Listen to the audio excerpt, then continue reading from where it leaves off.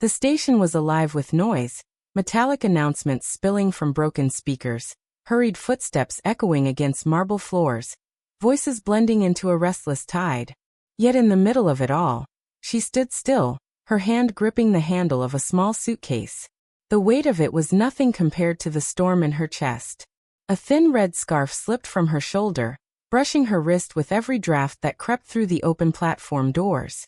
She caught it once, twice, then let it fall again, almost as if daring the world to take it from her. The scarf wasn't for warmth.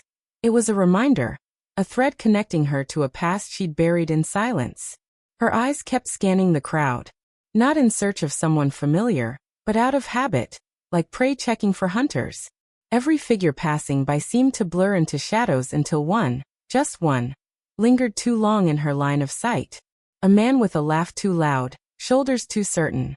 Her breath caught. For an instant, the years collapsed. She turned away sharply, fingers trembling as they clutched the suitcase handle tighter. "Not here," she whispered under her breath, the words vanishing into the air like a secret. The platform clock ticked overhead, its glass cracked across the center, the split line cutting through the numbers like a scar. She stared at it longer than she meant to, remembering the feel of locker doors slamming shut, the sting of words thrown like stones, the quiet corners where she had learned how to disappear. That crack in the clock, it was her, fractured yet still keeping time. A sudden gust blew through the station. Her scarf whipped free, red against the dull gray of steel and stone. She didn't move to catch it this time. Instead, she let her gaze follow its dance across the floor, watched strangers step over it without care, until it stopped at the edge of the tracks. Someone bent to pick it up. A pair of hands, steady, familiar. She saw them before she saw the face. And when she finally lifted her eyes, the world inside her shifted. It was him. The smile was the same, careless and sharp, though now framed by the polish of adulthood. He didn't recognize her, not yet. He held out the scarf with a polite, almost empty kindness. But she knew. The years had not erased his name carved into her memory with cruelty. Her hand reached out slowly, shaking as it brushed against his. She forced her lips into a small curve, though her stomach twisted. "Thank you," she said softly, her voice betraying nothing. The train roared into the station at that moment, drowning the silence between them. And she thought, almost with a strange calm, "He doesn't know. Not yet." The train hissed as doors slid open, spilling warm light across the platform. People surged forward, clutching bags, arms reaching for familiar faces. She stayed back, suitcase still by her side, the red scarf knotted loosely around her wrist now, like a wound she refused to cover. Her eyes caught fragments of other lives. A child running into his mother's arms, a young couple pressed into an embrace, laughter echoing against the high ceiling. The sight pulled something deep inside her chest, something tender and bruised. She tightened her grip on the suitcase, reminding herself that she was here for something else. Not reunion, not comfort. The case itself was old, its leather edges frayed, a faint scratch along the lock. It wasn't just luggage. It had been her father's once. She remembered his hand smoothing its surface before every trip, the way he whispered, "A bag should carry more than clothes. It carries who you are when no one sees you." She was too young to understand then. Now, standing among strangers, she felt the truth in every scuff and tear of the suitcase. A flash of memory cut through her. The day he left with that bag and never came back. The silence afterward. The bills piling up. The nights she studied by candlelight because the lights had been cut off. Her fingers grazed the handle, rough against her palm, and she felt both tethered and burdened by it. She stepped forward at last, blending into the stream of passengers. Her scarf fluttered as she walked, drawing the stranger's eyes once again. He stood a few feet away, hands in his pockets, watching her in a silence that felt deliberate. Not curiosity, something slower, like recognition tugging at the edges of his mind. She avoided his gaze, choosing instead to focus on the numbers printed on the departure board, though they blurred. The world pressed in. The smell of coffee from a vendor's cart, the squeak of rolling suitcases, the echo of a baby's cry. All of it swirled into noise, but his quiet presence cut through, sharp and steady. Her chest tightened. Does he know? Her thoughts fought with themselves. She wanted him to look away. She wanted him to keep staring. She wanted to disappear. She wanted to be seen. The crowd thinned as the train prepared to leave. She moved toward the carriage, but her steps faltered. Behind her, she could hear his slow exhale, almost like he was about to speak but changed his mind. She turned slightly, enough to see him standing there, that polite smile lingering, confused, unfinished. Their eyes met for a fraction of a second longer than necessary. Her suitcase slipped a little in her grasp. Her breath caught. And instead of boarding, she stopped. The whistle cut through the air, sharp and final. Doors slid closed, one after another, sealing away the crowd inside. She stood rooted, her suitcase heavy against her leg, the scarf still tangled at her wrist. Around her, the station seemed to breathe differently now. Emptier, colder. The stranger hadn't moved. He was closer now, though she hadn't seen him step forward. His smile was gone, replaced by something quieter, almost uncertain. For the first time, she allowed her gaze to rest fully on him. And in the stillness she noticed. The polish of adulthood had cracks. His shoes expensive, yes, but the soles worn thin at the edges. The watch on his wrist ticked unevenly, a hesitation in time. When he shifted, the corner of a wallet peeked from his pocket, its leather softened with age. The edge of a photograph curled from inside. A glimpse of a boy's face, grinning with the same sharpness she remembered from years ago. Her throat tightened. So he carries ghosts too. The rain began lightly, tapping against the glass roof of the station, then gathering strength. Thunder rolled in the distance, deep and unfinished, as if the sky itself echoed her confusion. She closed her eyes for a moment, listening. The storm outside, the storm inside, they were not separate anymore. Her hand brushed the scarf. The fabric was damp now, sticking to her skin. She wanted to pull it free, let it fall once and for all. Yet she clutched it tighter. He cleared his throat, as if to speak, then stopped. That silence between them was heavier than words. She searched his face, but what she found wasn't cruelty, not anymore. It was weariness. A hollowed-out shadow where arrogance used to live. The thought unsettled her. Had he changed, or had life carved him into something she couldn't recognize? Her father's words echoed faintly. People carry who they are and what they keep. And here he was, carrying the past in a tattered wallet, just as she carried hers in a frayed suitcase. Her chest ached at the symmetry, at the invisible mirror held up between them. For a second she hated it. For a second, she wanted to reach out and shatter it. The train she should have boarded was gone now. She had nowhere to be but here. Her voice finally broke the silence, soft, almost reluctant. Why are you still standing there? Why are you still standing there? He blinked, caught off guard. His lips curved into the faintest smile. Not sharp, not cruel, but something else entirely. I could ask you the same. The rain thundered harder. She gripped her suitcase until her knuckles whitened, torn between walking away and staying locked in that moment. Neither of them moved. The question lingered, unanswered. She turned sharply, suitcase wheels rattling against the cracked tiles. Her steps were quick, almost desperate, as if distance alone could quiet the storm in her chest. The scarf dragged behind her, slipping loose from her wrist, streaking red against the floor. One more step, and she would have left him behind. But something made her stop. Not his voice, not even his presence, just the weight of unfinishedness pressing into her spine. She turned slowly, her breath uneven. He was standing still, scarf in his hand this time. He must have picked it up when she wasn't looking. The red fabric dangled from his fingers like an unspoken truth.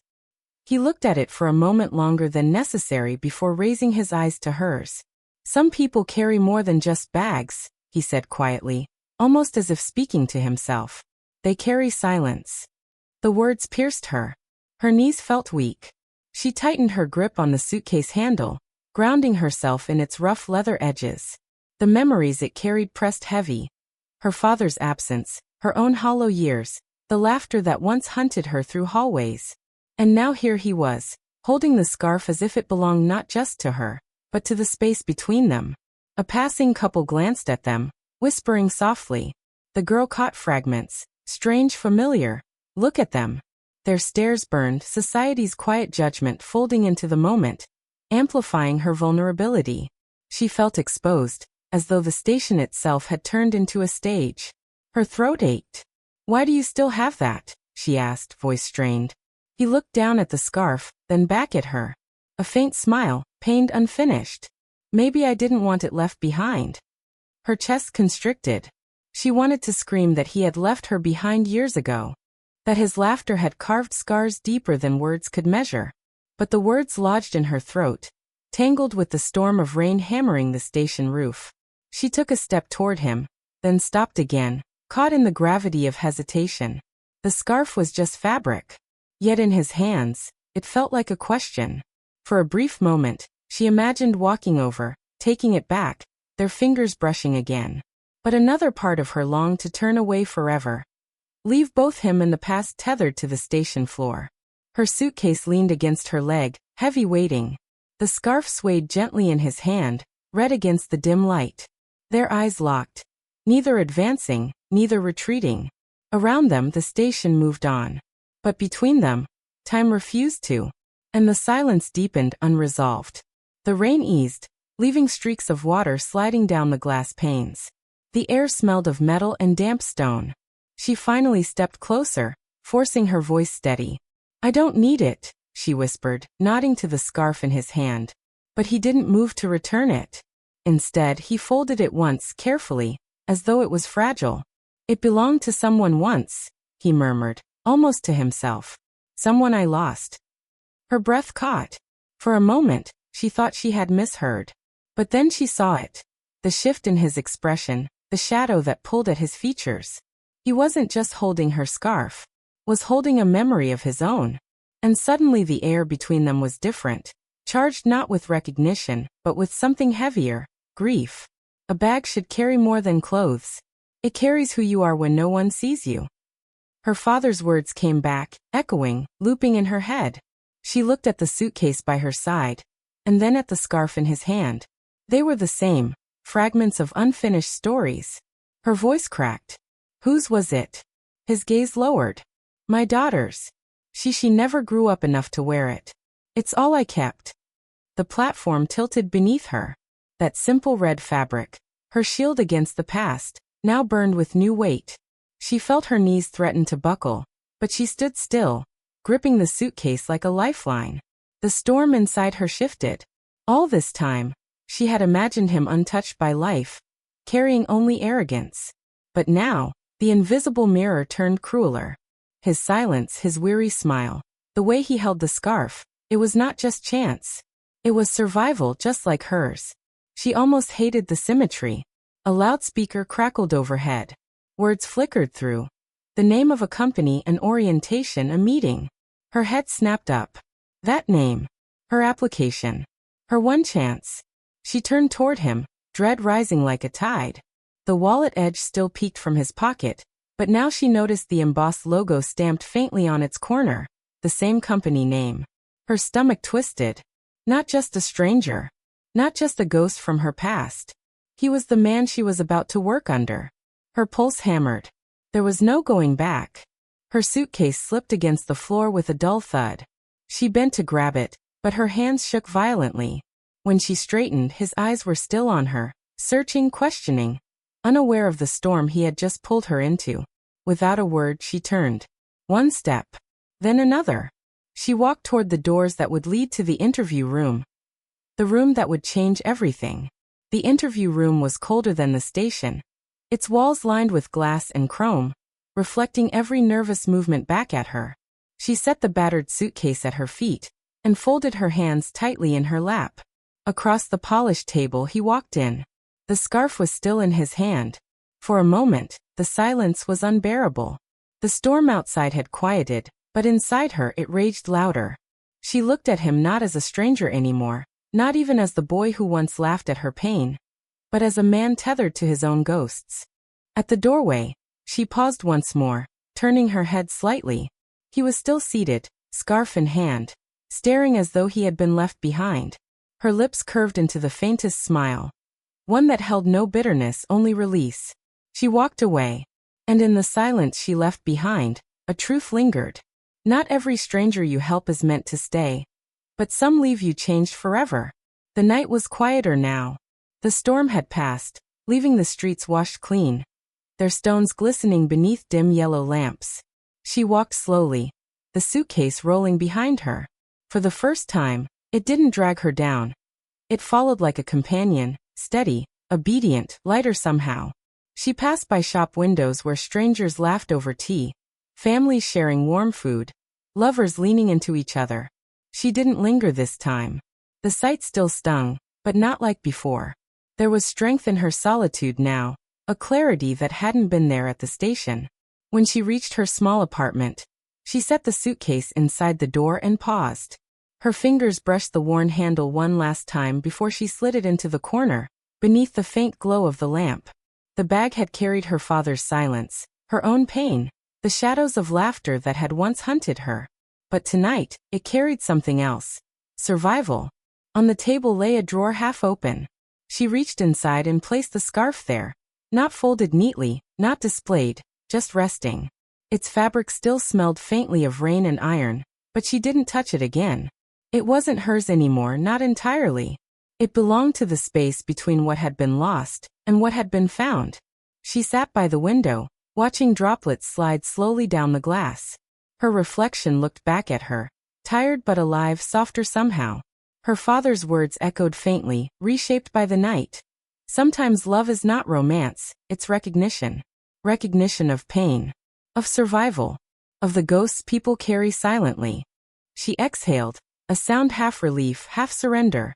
Outside, footsteps passed on the street, fading into the night. For once, she didn't feel the urge to follow or to hide. She belonged here, in this quiet moment, carrying only what she chose.